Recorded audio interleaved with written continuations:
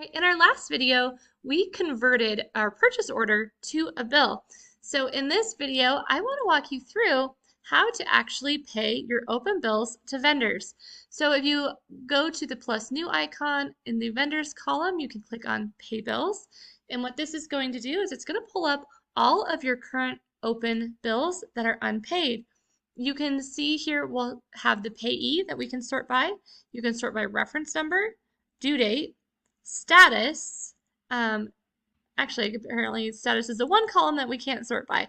Open balance, and then you can see your payment amount. So if you don't have to pay the whole bill if you don't want to, you can actually manually type a different payment amount here, and then this will show you the total amount. So we entered a bill for computers by Jenny in the last example. So if I click on this, you can see it defaults to pulling in the full bill amount, which I think makes sense. You have to remember to choose the payment account.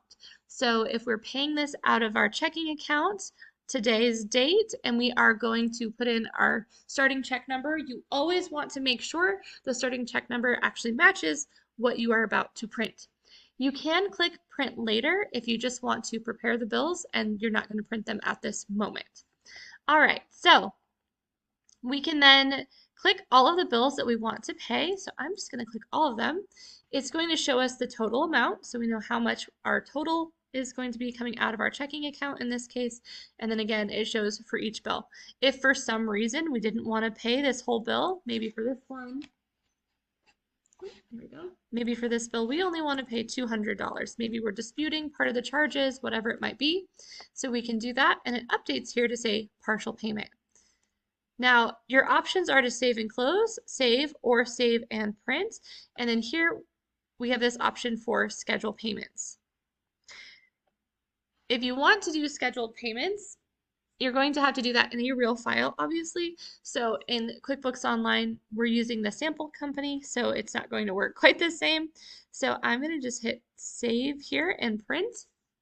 And this should bring up a screen for us to then print the bills when you're in a real QuickBooks Online file. Oh, perfect. It's giving us an example here in our sample file. So you have to choose which types of checks you're using, whether it's voucher or standard, and you can order checks from Intuit if you're worried, or you can even order checks online if you want to print checks.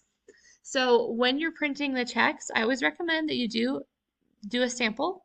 And again, I can't do all of this because we are in the sample file, but if you are ever at the point where you're printing checks, you'll want to do a sample page first because sometimes it's aligned funky and it doesn't work quite right.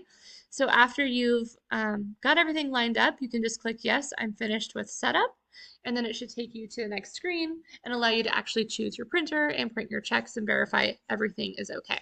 Now, as far as you as a bookkeeper, if you're doing bookkeeping for a client, I typically, if you're not an employee, if you are a freelance bookkeeper, you have your own business, I typically don't print checks for my clients because the fraud triangle, we want to separate custody of assets, authorization, and record keeping. And our role is really record keeping. So that's entering the bills here in QuickBooks and clicking the pay bills button and then marking them to print later so that way our clients, wherever they are, they can print out the checks and they can sign them. So that's custody of assets, that they own the check stock, and then authorization, which is their signature. So just an additional little bonus tip here, even though this lesson is about how to pay the bills in QuickBooks, if you are doing bookkeeping for a client, I always recommend that because we handle the record keeping, we should not also be the person signing checks or having custody of the physical check stock. So again, quick recap, if you want to pay bills, we're going to click new and under vendors, select pay bills. All of your outstanding bills will be showing here. If for some reason bills aren't showing, try changing the filters and changing the dates. And you can also sort by overdue status only if you just want to see past due bills, for example. Also notice here, so we partially paid this bill, and so that's why it's now showing here still in our list with the open balance, which is that amount that we had not paid yet. So that's just a quick lesson on how to pay your bills in QuickBooks Online.